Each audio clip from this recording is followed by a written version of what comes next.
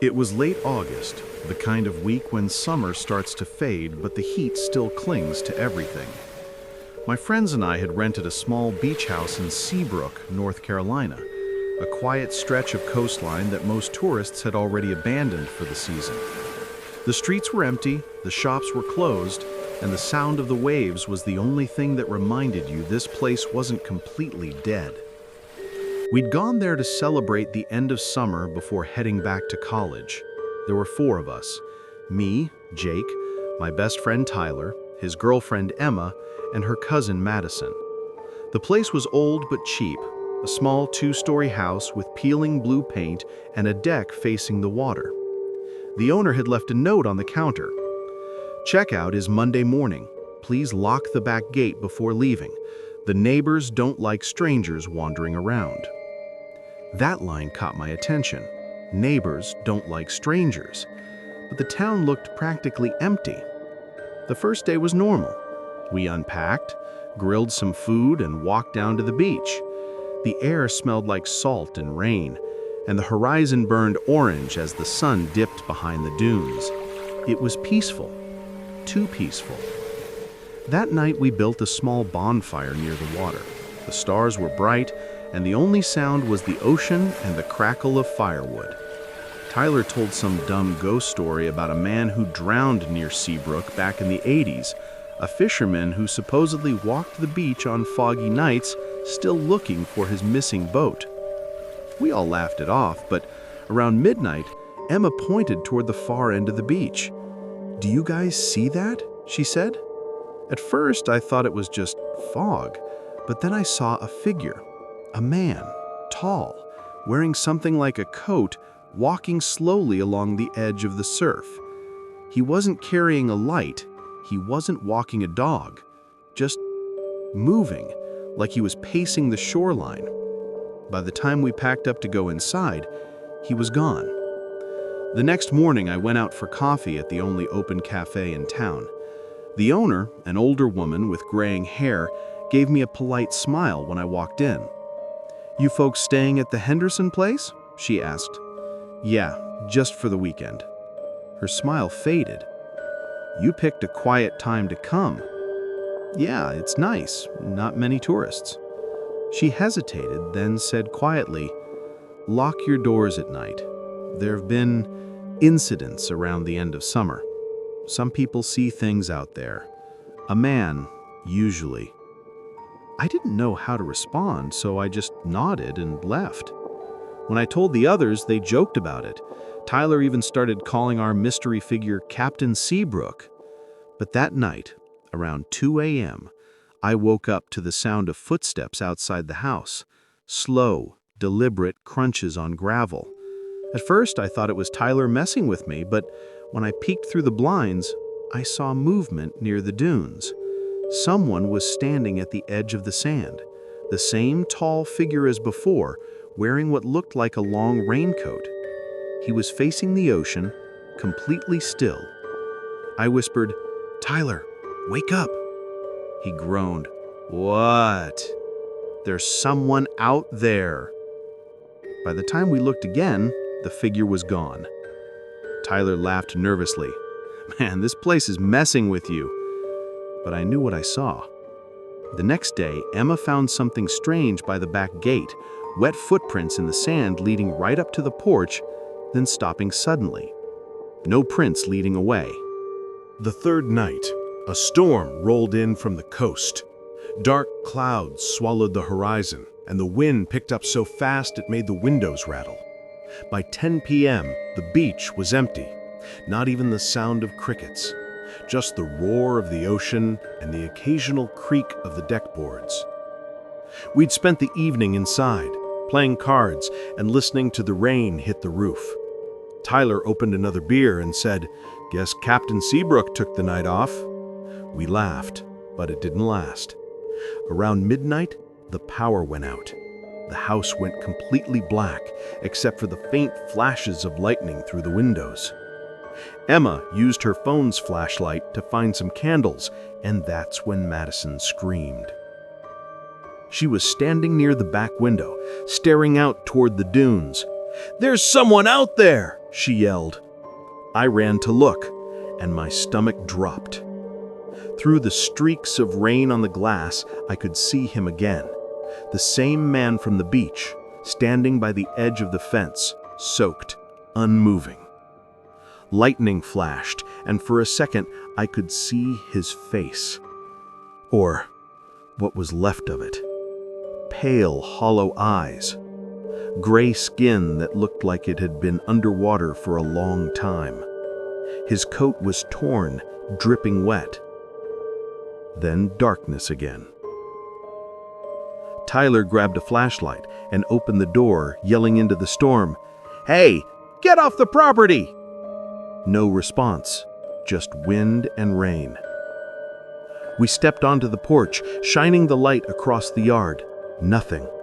No footprints, no man. Just waves crashing in the distance. When we came back inside, something caught my attention. Muddy water pooling near the back door. It looked like someone had stepped inside. The next morning, the storm was gone. Blue skies, calm air, everything seemed normal again. But we found something on the deck that made my blood run cold.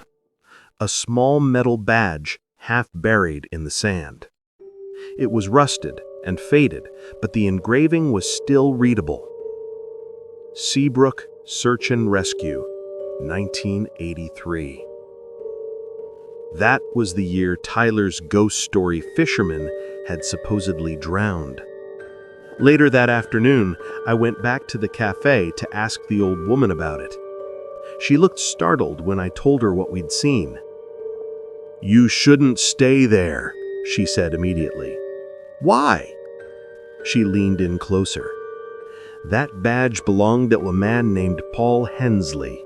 He was a rescue diver back in '83. He went out during a hurricane to find a missing fisherman, but neither of them ever came back.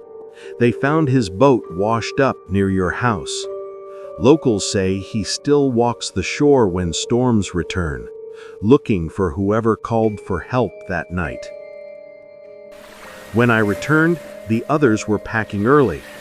Emma said she kept hearing tapping on her window the night before. Madison found seaweed tangled around her bedroom doorknob. Tyler tried to play it off, but his hands were shaking. We decided to leave before dark, but as we loaded the car, we noticed something in the sand near the driveway. 4 sets of footprints heading toward the beach. Ours. And one more set leading beside them. Bare feet. The last night, we should have left that afternoon, but we didn't. Emma's car battery was dead when we tried to start it. Tyler swore he'd checked it that morning, but when he turned the key, there wasn't even a click. The nearest mechanic was 10 miles away, and cell service kept dropping in and out. "Let's just crash here one more night," Tyler said, forcing a laugh. "We'll call for help first thing tomorrow." None of us liked the idea, but the storm had soaked the roads, and the sun was already going down. The sky burned orange over the empty water as the wind picked up again. I remember thinking it felt heavier that evening, like the air itself didn't want us there. Midnight. I couldn't sleep.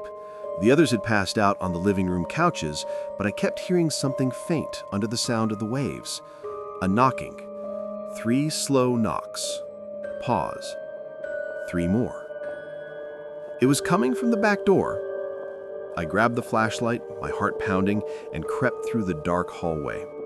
The beam flickered over the wet floorboards. When I reached the kitchen, I saw that the back door was open. Not wide, just an inch. "Tyler?" I whispered. No answer. I pushed the door shut and turned the lock.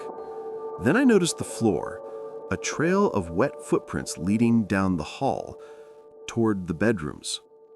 "Emma?" I called. Still nothing. The power went out again. I was left in total blackness except for lightning through the curtains. The smell of seawater filled the house, thick, rotting, heavy. The hallway.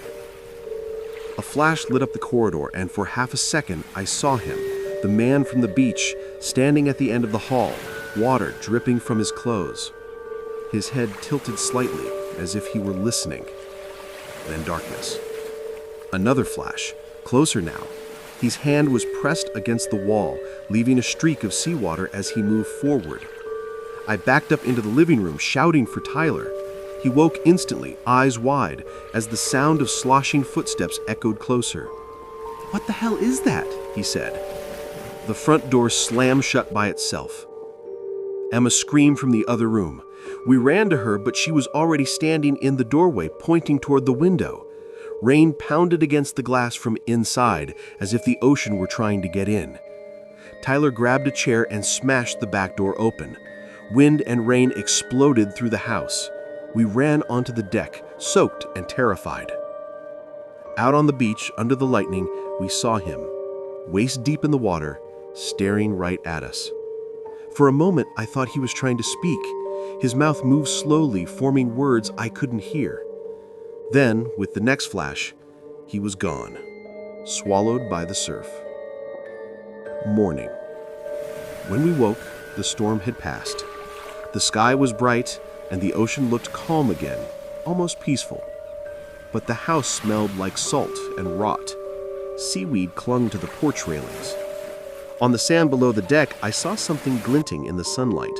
Another badge. The same design as before. This one was newer, not rusted, and it had a name engraved on it. Tyler Henderson, Seabrook Search and Rescue. I turned to Tyler. His face went white. He didn't say anything, just looked out at the ocean where the waves rolled gently against the shore. We left that morning and never went back. 2 weeks later, a hurricane hit Seabrook. The old blue beach house was destroyed. But locals say that when the storms return each year, people still report seeing a man in a raincoat walking the shoreline, head tilted down, searching for someone. Sometimes, they say, he's not alone.